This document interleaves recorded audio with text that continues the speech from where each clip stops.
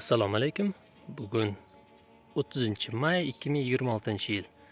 Bugun sizlarga uzumlarda uchrayotgan bir muammoni ko'rsatib o'tmoqchiman.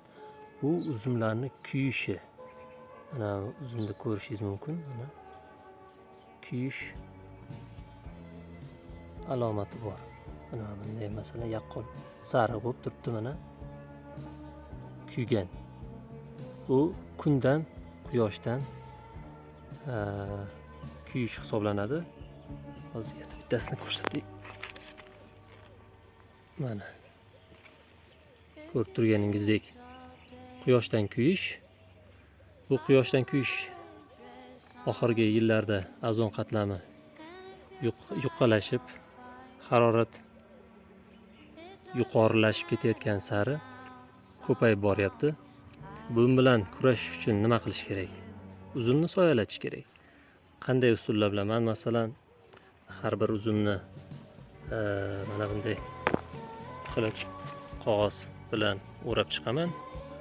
Agar sizda katta uzum bog'i bo'ladigan bo'lsa, avvalambor xomtok paytida ko'p barglarni olib tashlash kerak emas.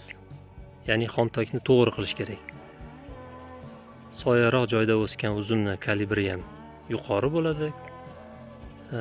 Kun esa hozir ko'rib turganingizdek uzumlarimizni mana bunaqa holatga keltirib qo'yapti, kuydirib. Katta maydonlarda bu bilan kurashish uchun setkalar tortish mumkin.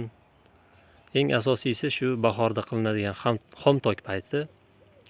Xomtokni siyraklashtirib yubormasdan, to'g'ri qilingan xomtok uzumlarni soyasini ham to'g'ri ta'minlaydi. Va albatta bu yerda ham balansni saqlay bilish kerak, chunki xomtok juda qalin bo'lib ketsa, ya'ni ko'p barglar olinmasdan havo aylanishi ta'minlanmasa, ayudium kasalligi rivojlanib, kul tushib ketadi. Kul kasalligi deyiladi o'zbekchada. Shu bugun sizlar bilan ulashmoqchi bo'lgan xabarim shu edi. Keyingi videolarda ko'rishguncha xayr, salomat bo'ling.